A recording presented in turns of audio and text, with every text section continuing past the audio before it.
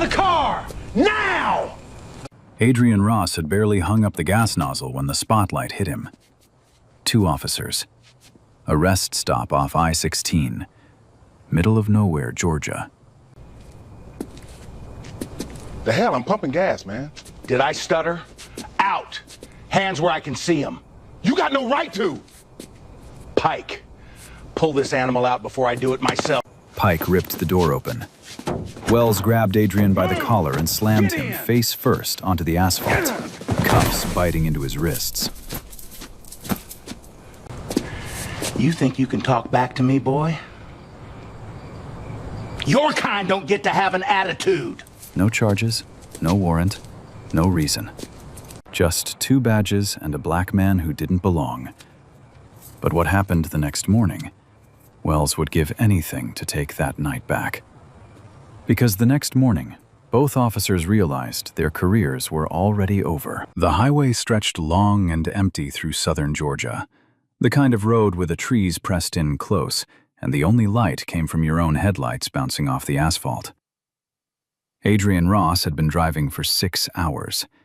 His fingers tapped a slow rhythm on the steering wheel, keeping time with the low hum of the engine.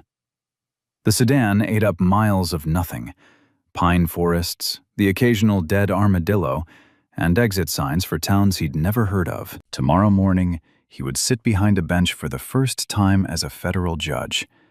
Not a mock trial, not a moot court exercise. The real thing.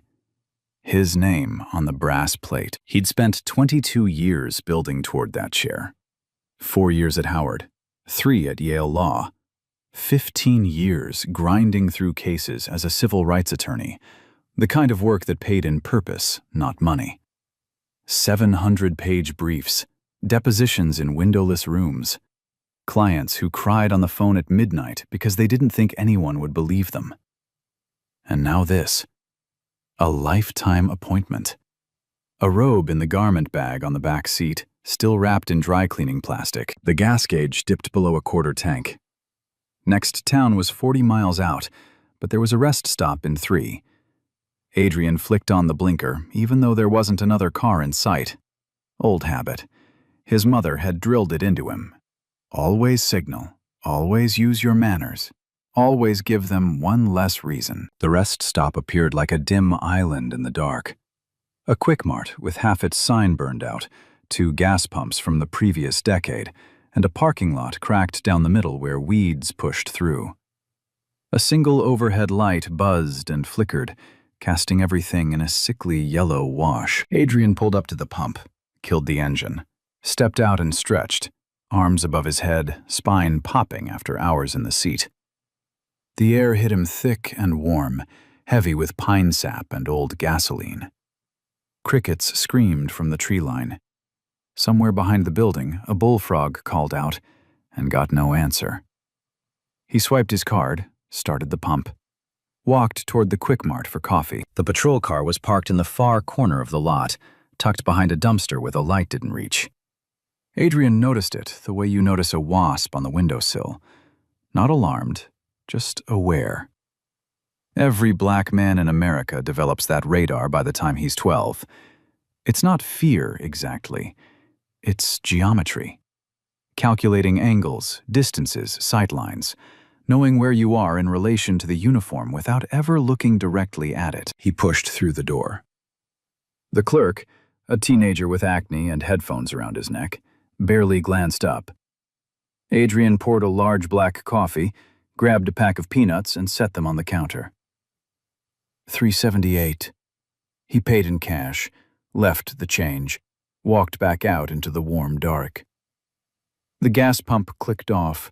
He replaced the nozzle, screwed on the cap, and reached for his car door. Inside the patrol car, 2 figures sat watching. The cabin light was off, but the glow of a laptop screen lit their faces from below. Sergeant Grady Wells, 16 years on the force, built like a fire hydrant, the kind of man who spoke in commands even ordering breakfast. And Officer Danny Pike, 24, fresh from the academy, still young enough to think every shift might be the one that made his career. Wells watched the sedan. watched the man in slacks and a pressed shirt buying coffee at 11:30 at night in the middle of nowhere. He picked up the radio. The spotlight hit Adrian before he heard the engine. 1 second he was standing at the pump, reaching for the gas cap. The next, a wall of white light pinned him against the sedan like a moth on a board. He raised one hand to shield his eyes. The cruiser doors opened in unison. "Step away from the vehicle." Sergeant Grady Wells came first. 16 years in the department had given him a walk. Slow, wide, deliberate. The walk of a man who had never once been told no in uniform. His hand rested on his holster, not gripping, just resting. The way a man rests his hand on a fence he owns. Officer Danny Pike came from the passenger side, 24 years old, 6 months out of the academy, eager in a way that made his movements sharp and twitchy. He circled wide, flanking the sedan from the rear. "License and registration." Adrian reached into his back pocket, slowly. Every black man learns the choreography before he learns to drive. Hands visible, movements announced. No sudden turns. "Here." Wells took the license, held it up to the spotlight, squinted, looked at Adrian, looked back at the card. "Adrian Ross. That's your real name?" "It's on the license." "I didn't ask what's on the license. I asked if it's your real name." Wells tucked the card into his shirt pocket like it belonged to him now. "Where you coming from?" "Atlanta." "Where you headed?" "Dalton." "Dalton." Wells repeated the word like it tasted wrong. "What business you got in Dalton?" "Work." "What kind of work?" "Legal work." Wells glanced at Pike. Pike smirked, the kind of smirk that said, "Sure, buddy." "Legal work. At midnight. Driving through Telfair County." Wells leaned against the sedan, Adrian's sedan, put his full weight on it like he was leaning on his own truck at a barbecue. "You know what that sounds like to me." Adrian didn't answer. "That sounds like a story. And I've heard a lot of stories on this road." Wells pushed off the car and stepped closer. Close enough that Adrian could smell the dip tobacco on his breath. "Pop the trunk." "No." The word landed like a stone in still water. Pike's hand went to his holster. Wells didn't move. He just tilted his head, the way a dog does when it hears something it doesn't understand. "What did you say?" "I said no. You don't have probable cause, and I haven't consented to a search." "Probable cause." Wells tasted the words, smiled. Not a warm smile. The smile of a man whose patience was a performance, and the performance was ending. "You hear that, Pike? He knows the vocabulary." "I hear it. Let me tell you something about probable cause." Wells jabbed a finger into Adrian's chest. Hard. "I decide what's probable. I decide what's cause. Out here, I'm the law. You're just a guy with a nice car and no good reason to have it." "I want your badge number." Wells laughed, a short bark that echoed off the gas pumps. "Badge number? That's cute." He turned to Pike. "Write that down, would you? Man wants my badge number." Pike didn't write anything down. "Turn around." "I'm not." "Turn around." Adrian didn't move. For 3 seconds, nobody moved. The fluorescent light above the pump buzzed and flickered. A moth circled it once, twice, and flew into the dark. Then Wells grabbed him by the shoulder and spun him. Adrian's chest hit the hood of the sedan, his cheek pressed flat against the warm metal. Pike was on him in a second, hands behind his back, cuffs ratcheting tight. "You're making a mistake," Adrian said. Quiet. Not a threat. A fact. "Only mistake out here tonight is yours." Wells patted him on the back the way you'd pat a dog that finally sat down. "You should have just popped the trunk." They put him in the back of the cruiser, the door shut with a sound like a vault closing. Through the cage partition, Adrian watched Wells walk back to the sedan, open the driver's door, and start rifling through the glove box. The garment bag hung from the hook above the rear passenger window.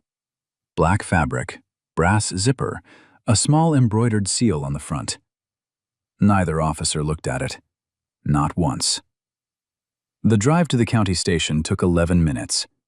Adrian counted every one of them. He sat in the back of the cruiser with his hands cuffed behind him and his shoulders burning from the angle. The partition smelled like old sweat and disinfectant. Someone had scratched the words, "Good luck," into the plastic with a fingernail. Wells drove. Pike sat in the passenger seat, twisting around every 30 seconds to look at Adrian through the cage. Not checking on him, studying him. The way a kid studies something he caught in a jar. "You know," Wells said, not looking in the mirror, "most people just cooperate. Open the trunk, let us take a look, everybody goes home happy. But you had to be difficult." Adrian said nothing. "Silent treatment now? That's fine. We got all night." The station was a flat brick building at the edge of town, the kind of place that looked like it had been built in the 70s and hadn't been touched since. A flag hung limp from a pole out front. The parking lot was empty, except for 2 other cruisers and a pickup truck with a department sticker on the bumper. They pulled him out of the car by his arm. Not gently. Wells walked him through the front door with one hand on the back of his neck, fingers digging in, steering him like cargo. The desk sergeant looked up from his computer, a heavy-set man with reading glasses pushed down his nose. "What have we got?" "Suspicious individual. Rest stop off I-16. Uncooperative." Wells pushed Adrian toward the booking counter. "Nice car, no explanation. Got mouthy when we asked questions." The desk sergeant looked at Adrian, looked at the suit, looked at the cuffs. Something flickered across his face. Maybe doubt, maybe recognition that something was off. It disappeared in a second. "Name?" "Adrian Ross." "Address?" Adrian gave his Atlanta address. The desk sergeant typed it in. Slowly, one finger at a time. "Occupation?" "Attorney." Wells snorted behind him. "Yeah, and I'm the governor." Pike laughed. The desk sergeant didn't. They fingerprinted him, rolled each finger across the ink pad, and pressed it to the card with a kind of bored efficiency that said they'd done this 1,000 times and stopped caring at 200. The ink stained his fingers black. Adrian stared at it, the dark smudges across the hands that had signed a federal oath 9 days ago. They took his mugshot, front and side.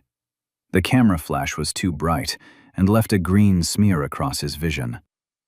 The height chart behind him marked him at 6'1". They wrote it down as 6 feet even. Small thing, meaningless. But Adrian noticed. He noticed everything now. "Empty your pockets." Wallet, keys, phone. A pen, Mont Blanc, a gift from his mentor when he passed the bar. The officer handling the bag looked at the pen, turned it over, set it down without comment. "Belt and shoes." Adrian removed them. The concrete floor was cold through his socks. They handed him a plastic bag with his belongings and pointed him down a hallway. "Cell 4, end of the hall." The holding cell was 8 feet by 10. A concrete bench along one wall, a steel toilet with no seat. A single bulb behind a cage on the ceiling that buzzed at a frequency designed to make sleep impossible. The walls were painted the color of old teeth, a yellow that might have once been white, but had surrendered decades ago. Adrian sat on the bench. The metal was cold enough to feel through his suit pants. He placed his hands on his knees, straight-backed, still. Wells appeared at the bars 20 minutes later, leaned against the frame with his arms crossed, the posture of a man visiting a zoo. "Comfortable?" Adrian looked at him, said nothing. "You know, this whole thing could have been over in 5 minutes. You pop the trunk, trunk's clean, we shake hands and you drive off. But you had to make it a thing." Wells picked at something in his teeth. Pride, that's what it is. Your people always got too much pride for your own good. I'd like to make my phone call. In the morning. The law says what I say it says in this building. Wells tapped the bars twice with his knuckle. The ring of metal on metal echoed down the empty hallway.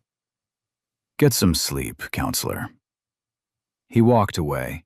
His boots made a slow, heavy rhythm on the tile floor, each step deliberate, each step saying, I own this hallway and everything in it, including you. Adrian listened until the footsteps faded. Then he closed his eyes. Not to sleep, to think. Fourth Amendment. Unreasonable search and seizure. No probable cause established. No consent given. Arrest without charge. Section 1983. Deprivation of civil rights under color of law. Terry versus Ohio. An officer may conduct a brief investigative stop, but only with reasonable suspicion of criminal activity.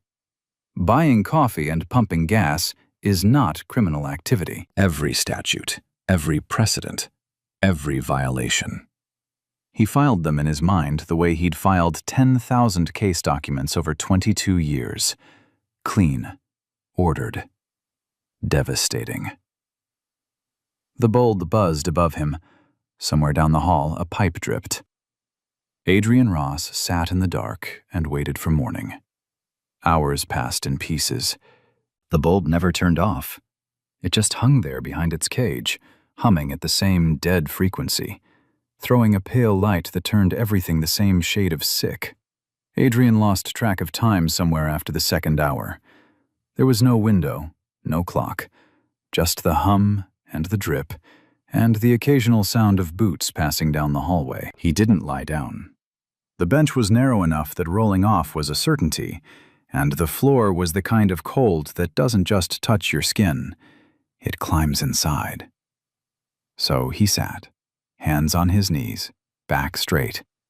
The way his grandfather used to sit in the front pew on Sundays, rigid, dignified, like posture was the last thing they couldn't take from you. His grandfather had been a janitor in Macon for 41 years, cleaned the same courthouse where white attorneys walked past him without looking. He used to say, "The building doesn't care who sweeps the floor or who swings the gavel. Only people care about that. And people get things wrong." Adrian could hear that voice now, clear as a bell, right through the concrete walls. Twice during the night, officers walked past his cell. The first one, a young woman with a ponytail and a clipboard, glanced in and kept moving. Her face said nothing. Her pace said everything. She didn't want to be part of whatever this was. The second was an older officer, gray at the temples. He stopped, looked at Adrian's suit, looked at the empty charge sheet clipped to the cell door, opened his mouth, closed it, walked away. Adrian watched him go. In 22 years of law, he'd seen that look 100 times. The look of a man who knows something is wrong and has already decided it's not his problem. Around 3 in the morning, or what he guessed was 3, the building fell completely silent. No footsteps, no radio chatter, just the bulb and the pipe and Adrian's own breathing. He used the time not to be angry. Anger was a luxury that required energy he couldn't afford to spend. Instead, he worked. Quietly, methodically. The way he'd worked every case for 2 decades. He replayed the stop. Every word, every gesture. Wells approaching with his hand on the holster. The demand for license and registration. Lawful, technically. The questions that followed. Where are you from? Where are you going? What kind of work? Fishing. Legal, but fishing. The demand to pop the trunk.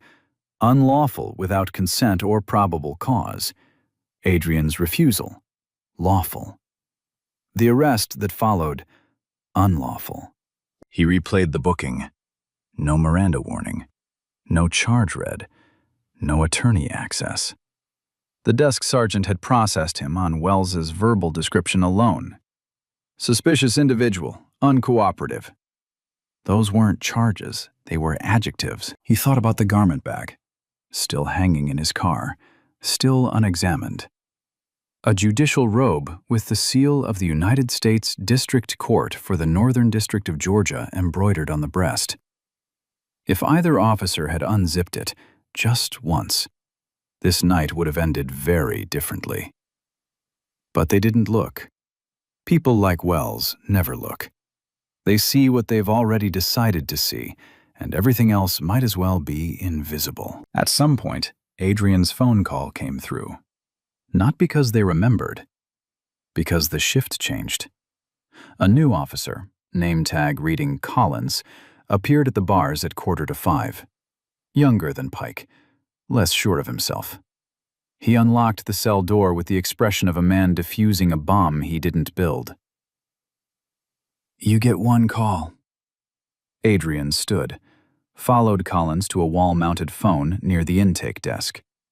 Dialed the only number that mattered. His clerk, Sandra Whitmore, answered on the second ring. Her voice was alert, the voice of someone used to calls before dawn. "Judge Ross?" "Sandra, I may be late this morning." A pause. "How late?" "I'm not sure yet. I'm at the Telfair County Sheriff's Station." A longer pause. He could hear her processing. Sandra had been a judicial clerk for 19 years. She'd heard a lot of things. This was new. Are you all right?" "I'm fine. Don't contact anyone. Don't make calls. I'll be there." "Yes, sir." He hung up. Collins walked him back to the cell, locked the door, looked at him for a second too long. "Is there anything?" "No," Adrian said. "Thank you." The cell door clanged shut. Adrian sat back down. Same bench, same posture, same buzzing light. But something had shifted. Not in the room.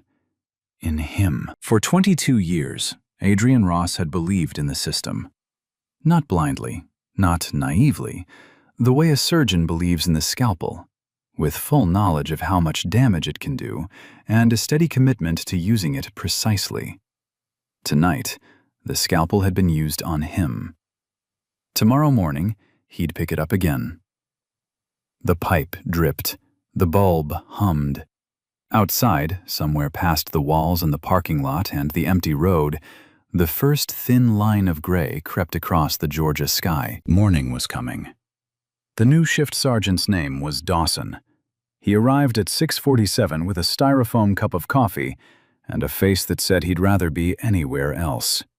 He sat behind the intake desk, pulled up the overnight log, and started reading.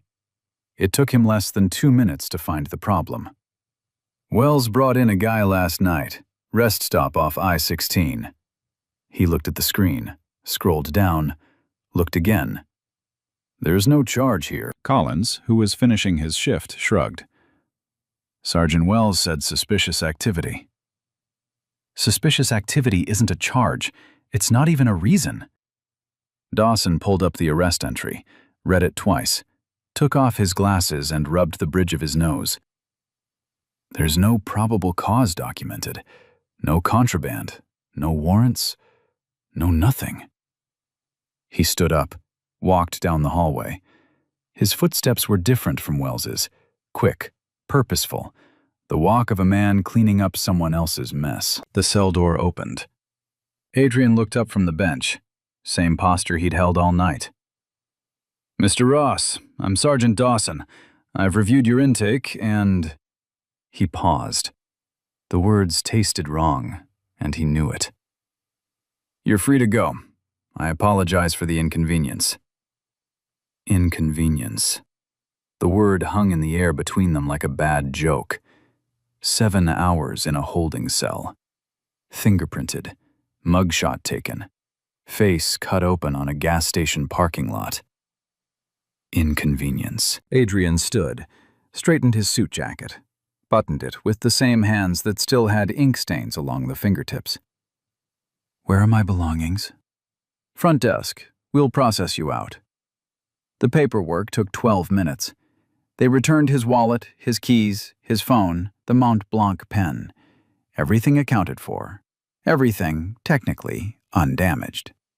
Adrian signed the release form with steady hands. Dawson walked him to the front door, held it open.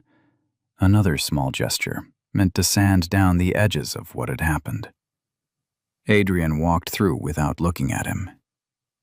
Pike was still at his desk in the bullpen. Adrian could see him through the window, feet up, scrolling his phone, a gas station breakfast burrito in one hand. He didn't look up, didn't notice, probably didn't care. Outside, the morning hit Adrian like a wall.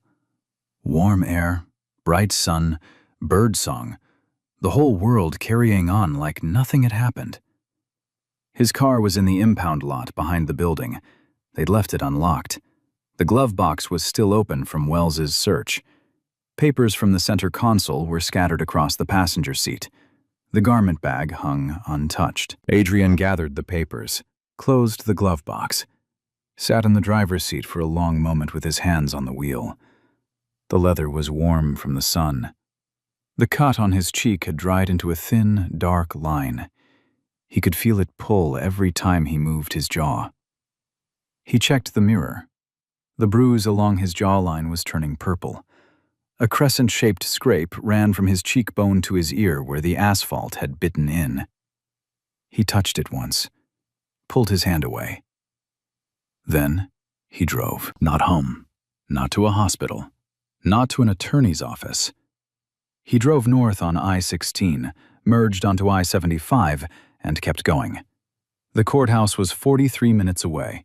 He had a docket at 9. At a gas station, a different one, larger, well-lit, busy, he stopped. Used the restroom to wash the dried blood off his face. The water ran pink in the white sink. He patted his cheek dry with a paper towel, careful around the edges of the cut. He changed into a fresh shirt, knotted his tie in the mirror, adjusted the collar so it sat just below the bruise. He didn't try to hide it.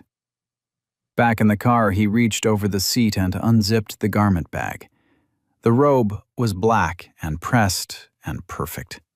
He hung it from the hook above the window, the same hook it had hung from all night while 2 officers searched everything around it and never once looked up. Adrian Ross pulled back onto the highway. The sun was full now. The road was clear. 43 minutes. The Whitfield County Federal Courthouse sat at the end of an oak-lined street in downtown Dalton, Georgia. 3 stories of limestone and glass, built in the 90s to replace the old one that had finally given up on its foundation. A row of columns along the front, an American flag snapping in the morning breeze. The kind of building designed to make you feel small when you walked in. Adrian parked in the reserved lot behind the building. Space number 1. A small placard bolted to the wall read, "Reserved, Judge A. Ross." The placard was new. The screws were still silver. He entered through the rear door, badge in hand. The security guard, an older man named Hector who'd worked the building for 11 years, looked at the badge, looked at Adrian's face, and did a small double-take. "Morning, Your Honor. You, He gestured vaguely at his own cheek. "I'm fine, Hector. Thank you." The hallway was long and quiet. His shoes clicked on the marble floor. Past the clerk's office, past the law library, past the portraits of every judge who'd served in this district. All white faces going back 130 years. There was an empty frame at the end of the row. His frame. His photograph hadn't been hung yet. Sandra Whitmore was waiting outside his chambers. 53 years old, 5'2", hair pulled back in a bun tight enough to survive a hurricane. She'd clerked for 3 federal judges before Adrian and had a reputation for 2 things: flawless preparation and 0 tolerance for nonsense. She saw the cut on his face and the bruise along his jaw. Her eyes widened, then they narrowed. "What happened?" "Long night." That's not an answer. It's the one I have right now. Adrian opened the door to his chambers. Walk me through the docket. Sandra followed him in. The office was large and sparse. He'd only moved in 3 days ago. Boxes still lined one wall. The desk was mahogany and older than the building itself, inherited from the previous judge. A brass nameplate sat front and center. Honorable Adrian Ross, United States District Judge. Sandra opened the docket file. You have 4 matters this morning: 2 motions, a scheduling conference, and an evidentiary hearing. The hearing. Which case? Patterson versus Whitfield County Sheriff's Department. Adrian's hand stopped mid-reach for his coffee. Just for a second. Less than a second. Sandra noticed anyway. Civil rights action, she continued. Plaintiff alleges a pattern of racially motivated traffic stops by the Whitfield County Sheriff's Department. 14 documented incidents over 8 months, all black motorists. 12 resulted in no charges. Adrian took the file, opened it, read the summary paragraph, then read it again. 14 stops, 12 with no charges, all black motorists, all on rural highways in Telfair and Whitfield counties, all between the hours of 10 p.m. and 2 a.m. The plaintiff, a man named James Patterson, a schoolteacher from Warner Robins, had been pulled over 3 times in 4 months. The last time they searched his car for 45 minutes and found nothing but textbooks and a lunchbox. Adrian closed the file, set it on the desk, placed both hands flat on the mahogany surface, and stared at the wood grain for a long moment. Judge Ross, do you need to recuse? The question was precise. Sandra knew the rules. If a judge has a personal connection to a case, financial interest, family involvement, prior relationship with a party, recusal is mandatory. But Adrian hadn't been a party to this case. He hadn't been a plaintiff or a witness. He'd been a victim of the same department. But he wasn't part of this litigation. His experience from last night was separate, legally separate. Ethically, the line was thinner. He knew it. Sandra knew it. No, Adrian said. I don't. Sandra held his gaze for 3 full seconds. Then she nodded. Once. The plaintiff's team will present first. They're bringing 3 witnesses and body camera footage from 2 of the stops. The defense has filed a motion to exclude the footage. You'll need to rule on that before testimony begins. And the defense witnesses? Sandra checked the list. 4 character witnesses for the department, 2 supervisors and 2 officers. She paused, looked at the names. Sergeant Grady Wells and Officer Daniel Pike are both on the list. She said the names the way you read ingredients on a label. Routine, unremarkable. She had no reason to know those names. She had no reason to notice Adrian's jaw tighten when he heard them. They'll be in my courtroom. Yes, sir. Scheduled for the afternoon session. Adrian stood, walked to the window. Downtown Dalton spread out below. Quiet streets, a few people heading to work, a coffee shop opening its doors. A normal Tuesday morning for everyone except him. He turned back to Sandra. I'll need the full case file, every exhibit, every deposition, and pulled the department's internal affairs records for the last 3 years. Sandra was already writing. Anything else? No. He reached for the garment bag, unzipped it, pulled out the robe. The fabric was heavy in his hands, cool and black and certain. He put it on, adjusted the collar. The bruise on his jaw sat just above the neckline, visible to anyone who looked. He didn't adjust it further. Call the courtroom. Tell them I'm ready. All rise. The United States District Court for the Northern District of Georgia is now in session. The Honorable Judge Adrian Ross presiding. The courtroom stood. Attorneys on both sides. The plaintiff, James Patterson, a 41-year-old schoolteacher in a borrowed suit, sat behind the plaintiff's table with his hands folded. The gallery was half full. a reporter from the Dalton Daily Citizen in the third row, 2 law students from Mercer with notebooks open. And in the fourth row, on the defense side, Sergeant Grady Wells and Officer Danny Pike sat in dress uniform. Adrian entered from the side door, robe on, back straight, the cut on his cheek and the bruise along his jaw visible under the courtroom lights. He climbed the 3 steps to the bench, sat down, and opened the case file. He did not look at the fourth row. Not yet. Good morning. We are here in the matter of Patterson versus Whitfield County Sheriff's Department, case number 422-CV-0118.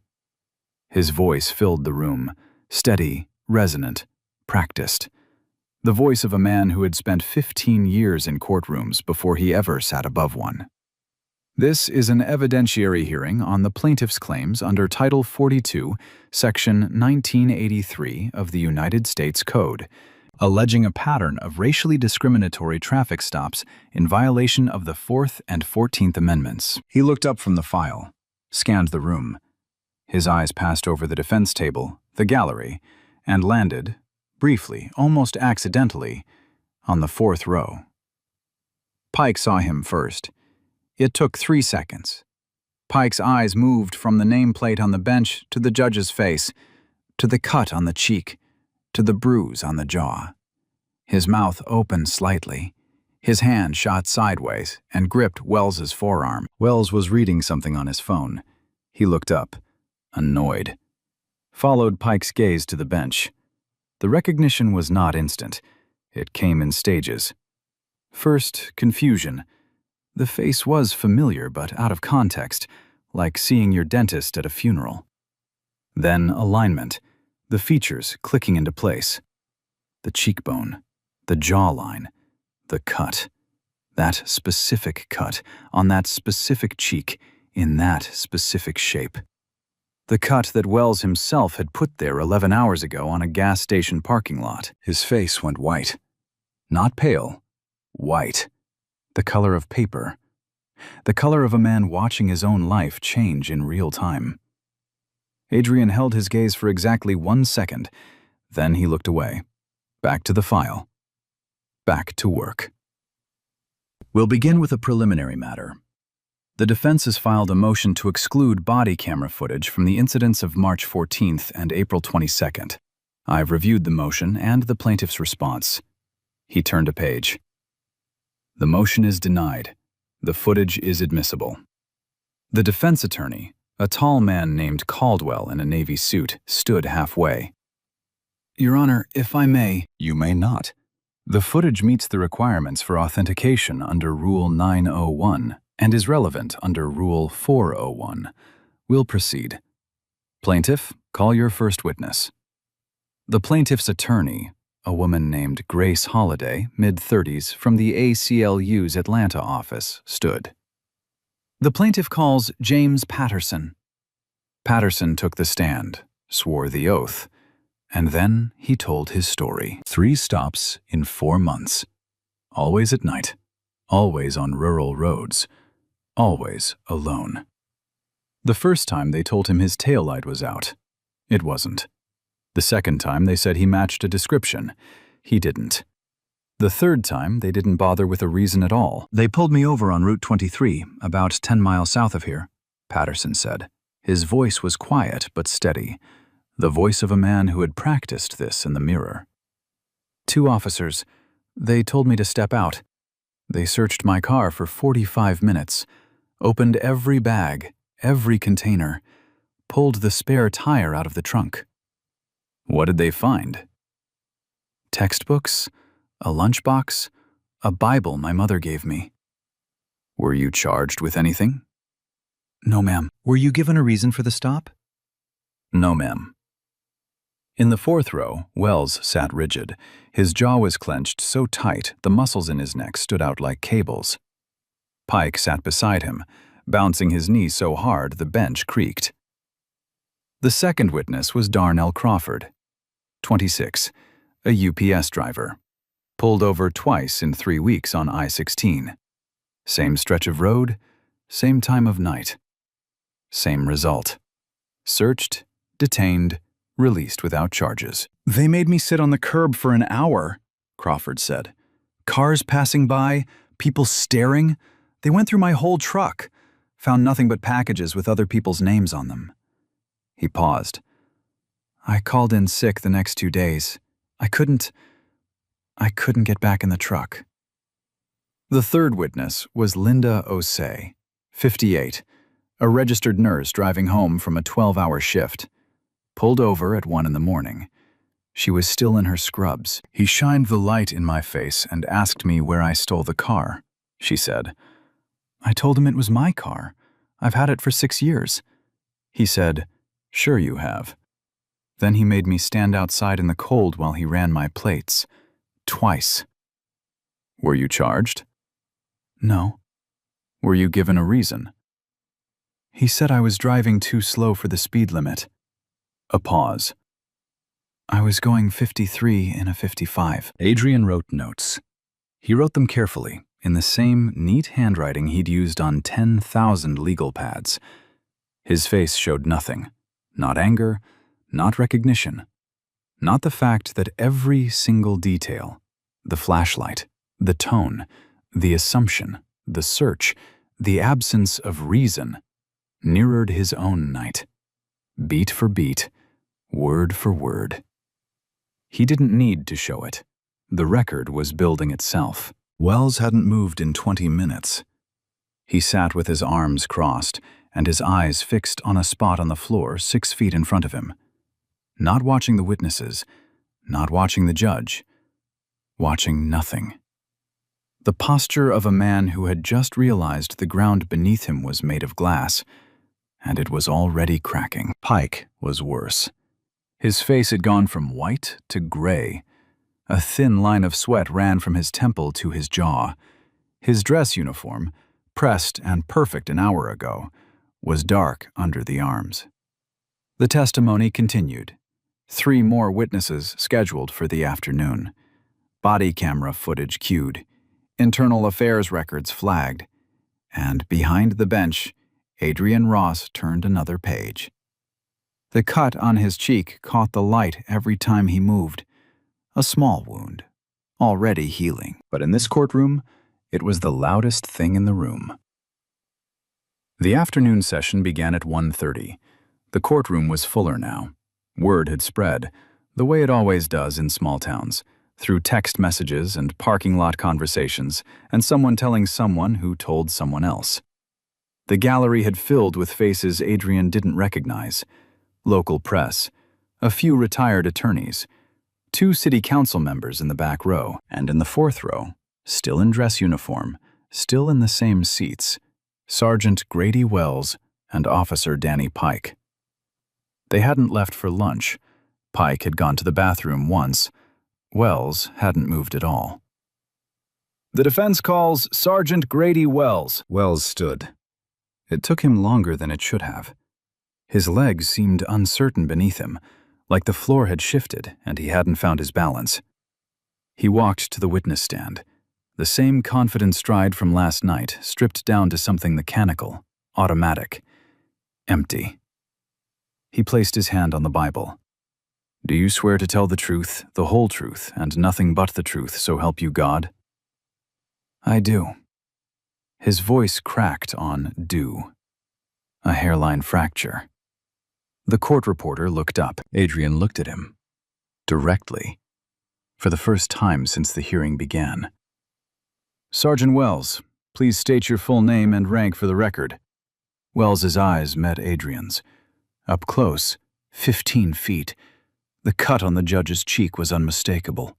The shape, the placement, the exact mark that asphalt leaves on skin when a man's face is pressed into it by force.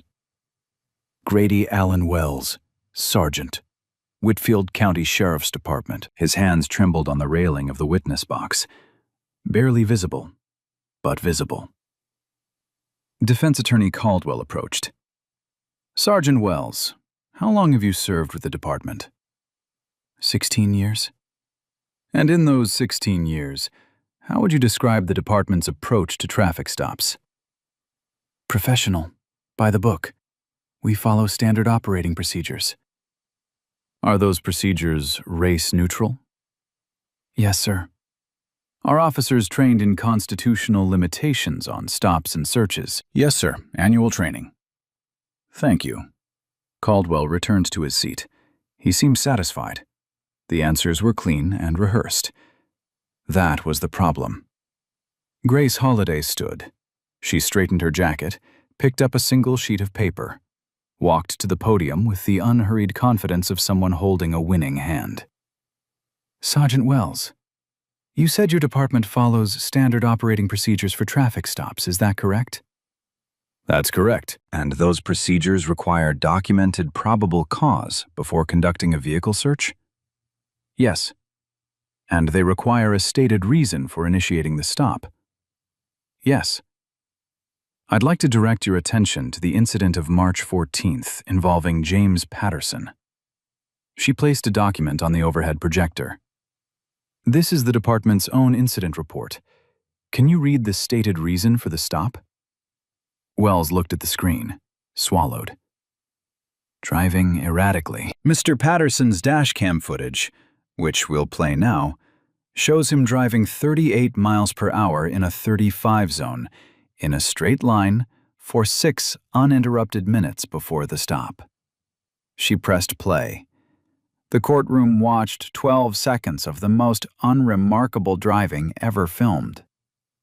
Does that look erratic to you, Sergeant? I wasn't the officer on that stop. No, but you were the supervising sergeant who signed off on the report. Your signature is at the bottom. She pointed. Right there. Wells said nothing.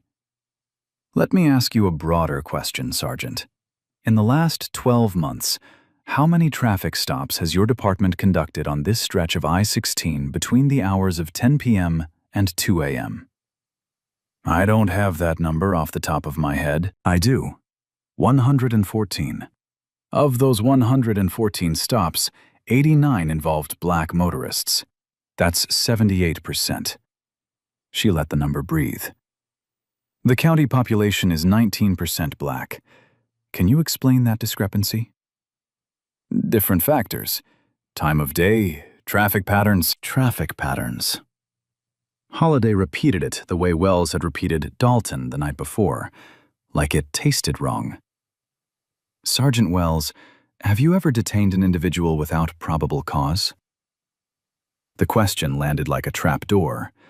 Wells's eyes flicked to Adrian, just for a heartbeat. The judge's face was stone. The cut on his cheek caught the overhead light. No, ma'am. The lie filled the courtroom like smoke.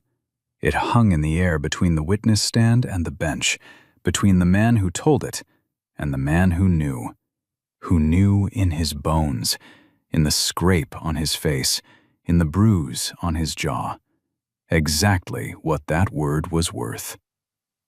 Adrian wrote something in his notes. One line.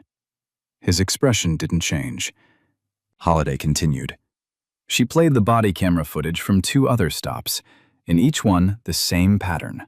No stated reason, aggressive search, no charges, release without explanation. In one clip, an officer could be heard saying, "Nice car for this neighborhood." The courtroom murmured. She called Pike next. Pike's testimony lasted 8 minutes. He answered every question with, "Yes, ma'am," or "No, ma'am," or "I was following Sergeant Wells's instructions." His knee bounced the entire time. His voice never rose above a whisper. At 4:17, both sides rested. Adrian gathered his notes, straightened the file, looked out at the courtroom, the plaintiff, the defense, the gallery, the press, and 2 officers in the 4th row who hadn't looked up in over an hour. I've heard the testimony. I've reviewed the exhibits, the body camera footage, and the department's internal records. His voice was measured, every word chosen, every pause deliberate. The evidence establishes a clear and well-documented pattern of racially discriminatory traffic stops conducted by the Whitfield County Sheriff's Department in violation of the 4th and 14th Amendments to the United States Constitution. He turned a page. The department failed to establish legitimate, race-neutral justifications for the disproportionate targeting of black motorists. The testimony of the plaintiffs was credible, consistent, and corroborated by the department's own records. The testimony of the defense was not. He looked at Wells, not with anger, not with satisfaction, with something worse. Clarity. This court orders the following relief. 1. Immediate implementation of an independent oversight body to monitor all traffic stop activity within the department. 2.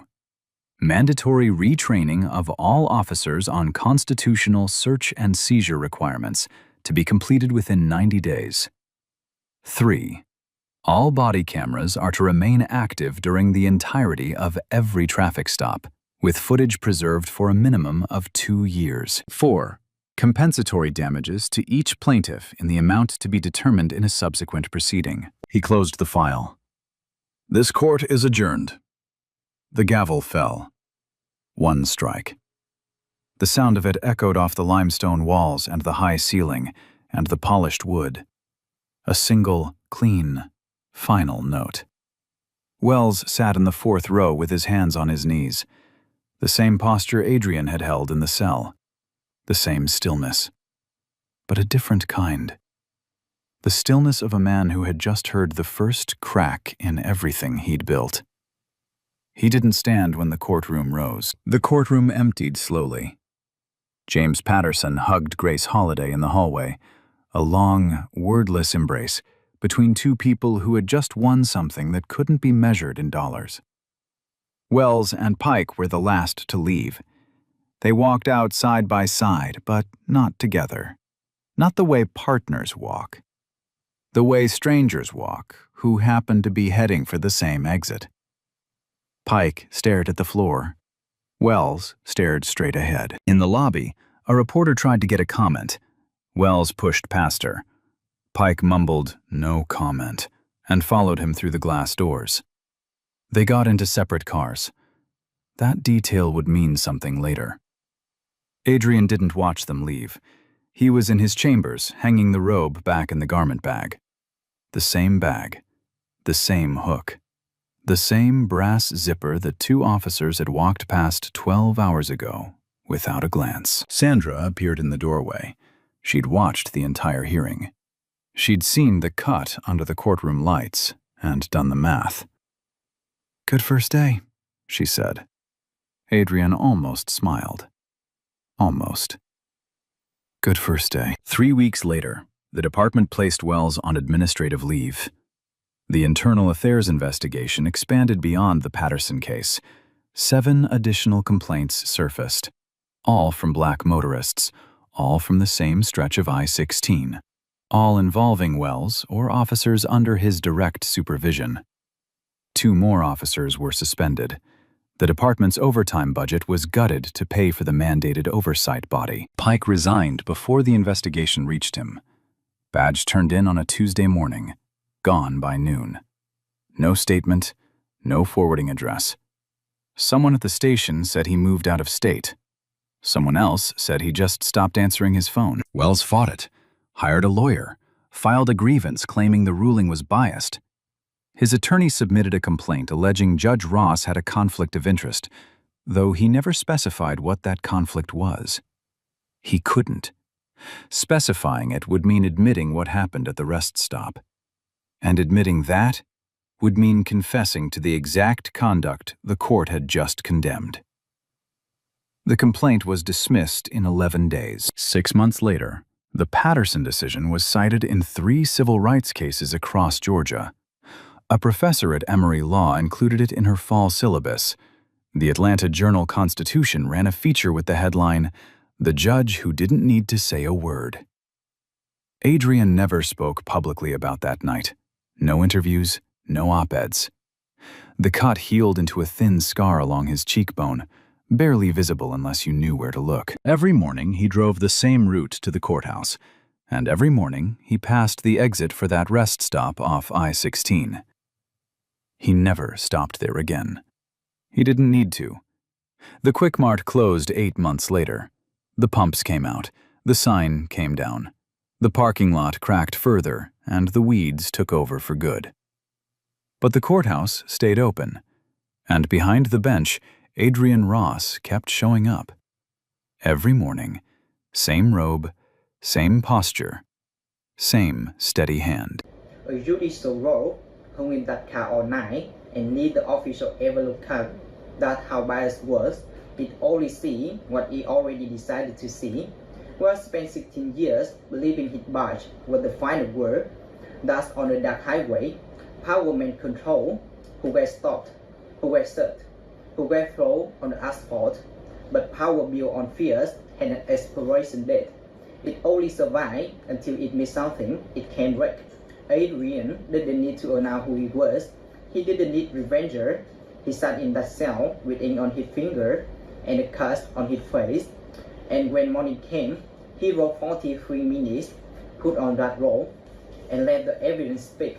22 years of preparation meeting, one night of injustice. The system that failed him became the very instrument that protected 14 others just like him. But here's the real question. When the person being wronged had no rope, no bench, no courtroom, waiting for them the next morning, the justice still show up. And if it doesn't, whose responsibility it does? Yours, mine, or the system we all agree to live under? Drop your answer in the comments.